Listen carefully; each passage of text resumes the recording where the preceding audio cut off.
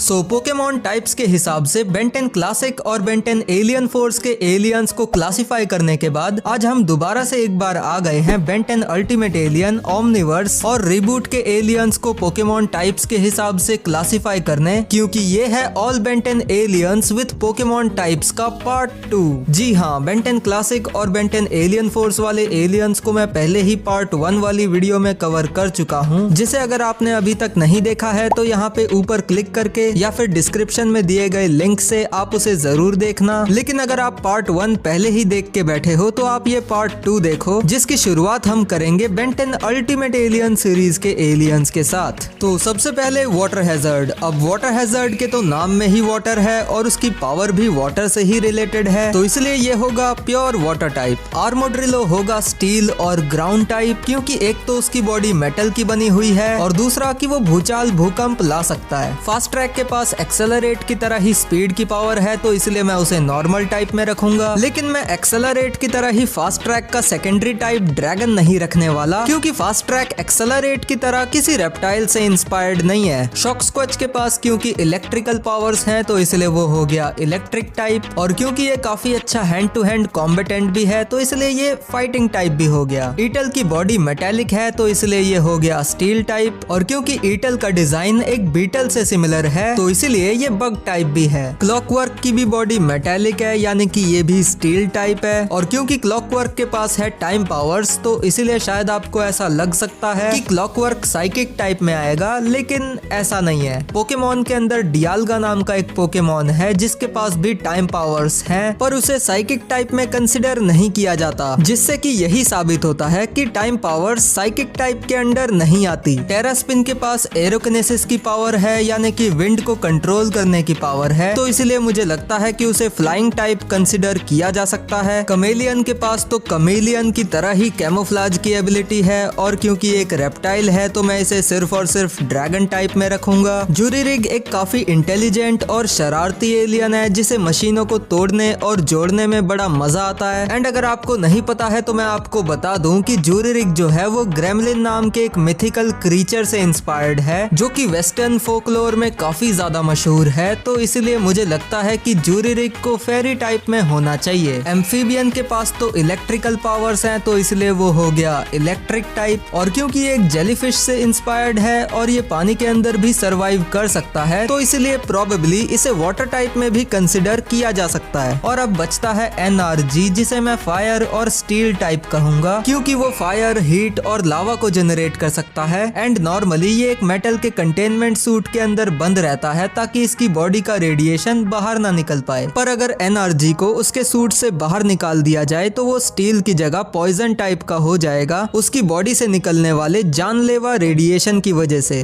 तो ये तो थे बेन 10 अल्टीमेट एलियन के एलियंस, लेकिन अब हम आ चुके हैं बेन 10 ओमनिवर्स के एलियंस पे, जहाँ पे सबसे पहले है हमारे पास फीडबैक, जिसके पास इलेक्ट्रिक और एनर्जी एब्जॉर्प्शन जैसी पावर्स हैं, तो इसलिए हम इसे प्योर इलेक्ट्रिक टाइप रखेंगे। क्रैश हॉपर को ग्रास हॉपर से इंस्पायर होके बनाया गया था, और इसकी ये जो जंपिंग वाली एबिलिटी है ये भी ग्रास हॉपर से ही ली गई है, तो इसलिए क्रैश हॉपर हो गया बग टाइप। किकिन हॉक और बुलफ्रैग ये दोनों ही फाइटिंग टाइप एलियन है, क्योंकि ये दोनों ही हैंड टू हैंड कॉम्बैट में काफी ज्यादा स्किल्ड है। ग्रेविटैक के पास है ग्रेविटी मैनिपुलेशन की पावर्स, और अगर मैं गलत नहीं हूँ तो ग्रेविटी मैनिपुलेशन की पावर्स साइकिक टाइप में ही आती है, तो इसलिए ग्रेविटैक हो गया साइकिक टाइप। और मैं इसका सेकेंडरी टाइप रॉक भी रखूंगा, क्योंकि इसकी बॉडी चट्टानों से बनी है। गटरॉट तो अलग अलग तरह की केमिकल गैसेस को बना सकता है, रिलीज कर सकता है, तो इसलिए पॉइजन टाइप। पेस्कीडस्ट होगा फेरी टाइप, क्योंकि वो तो दिखता भी फेरी की तरह ही है। रिपजॉज की तरह ही वॉका ट्राउट भी वाटर टाइप होगा, क्योंकि वो भी एक मछली ही तो है। टोयपिक और वॉम्पायर इन दोनों को ही मैं डार्क टाइप कंसिडर करूंगा, क्योंकि ये दोनों ही थोड़ी सी डार्क या फिर हॉरर थीम बेस्ड एलियंस हैं। पर हाँ, वॉम्पायर साइकिक टाइप भी है, क्योंकि वो हिप्नोसिस और माइंड कंट्रोल भी कर सकता है। मोलस्टैच के पास अपनी मूछों के अलावा और द वर्स्ट के पास अपनी मोटी चमड़ी के अलावा कोई दूसरी खास पावर ही नहीं है, तो इसलिए मैं इन दोनों को ही नॉर्मल टाइप में रखना प्रेफर करूंगा। एस्ट्रोडेक्टिल को मैं रखूंगा फ्लाइंग और ड्रैगन टाइप में। बॉलवीवल होगा बग और पॉइजन टाइप। बग इसीलिए क्योंकि उसका डिजाइन एक बग की तरह है, और पॉइजन इसीलिए क्योंकि वो अपचक की तरह ही अपने मुंह से एक्सप्लोजिव प्लाज्मा बॉम्ब्स को निकालता है। एटॉमिक्स है फायर, पॉइजन और स्टील टाइप, क्योंकि उसके पास न्यूक्लियर पावर है तो इसलिए वो फायर और हीट को जनरेट कर सकता है, जानलेवा न्यूक्लियर रेडिएशन को जनरेट कर सकता है और उसकी जो बॉडी है वो मेटल की बनी हुई है। एंड अब बेंटेन ओमनीवर्स का जो लास्ट एलियन बचता है वो है ब्लॉक्स। अब ब्लॉक्स के केस में मैं थोड़ा सा कंफ्यूज हुआ था कि इसे कौन से टाइप में रखा जाए, पर क्योंकि ब्लॉक्स जो है वो हार्ड सिलिकॉन मटेरियल से बना हुआ है एंड डायमंड हेड भी हार्ड सिलिकॉन क्रिस्टल से बना हुआ था जिसे मैंने रॉक टाइप में कंसिडर किया था, सो इसीलिए I think it is fair enough कि हम ब्लॉक्स को भी रॉक टाइप में कंसिडर कर ले। तो ये तो थे बेंटेन अल्टीमेट एलियन और बेंटेन ओमनीवर्स के एलियंस, पर अब बात करते हैं बेंटेन रीबूट के ओरिजिनल एलियंस के बारे में, जिसमें सिर्फ 4 ही एलियंस हैं और इनमें से सबसे पहला है ओवरफ्लो। अब ओवरफ्लो भी वाटर हैजर्ड की तरह ही एक वाटर टाइप एलियन है जिसके पास वाटर पावर्स तो है ही, लेकिन इसी के साथ साथ ये आइस को भी जनरेट कर सकता है, यानी कि ये आइस टाइप भी है। दूसरा एलियन है शॉक रॉक जिसके पास इलेक्ट्रिकल एनर्जी से कोई भी चीज बनाने की पावर है, मतलब ये एक इलेक्ट्रिक टाइप एलियन है और क्योंकि इसकी बॉडी रॉक से भी बनी हुई है तो इसीलिए ये रॉक टाइप भी है। एंड अब फाइनली 2 ही एलियन बचते हैं जो कि है स्लैपबैक और सर्ज। स्लैपबैक की बॉडी मेटल की है और उसके पास डिटो के जैसी ही कुछ डुप्लीकेशन की भी एबिलिटी है, तो इसलिए मैं इसे रखूंगा स्टील और नॉर्मल टाइप। एंड जहां तक बात रही सर्ज की, तो सर्ज की भी बॉडी मेटेलिक है और वैसे तो इसके पास काफी सारी अच्छी खासी एबिलिटीज भी है, लेकिन क्योंकि इसके पास दूसरे सर्ज के माइंड को कंट्रोल करने की भी पावर है तो इसीलिए मेरे ख्याल से इसे स्टील के साथ साथ साइकिक टाइप में भी होना चाहिए।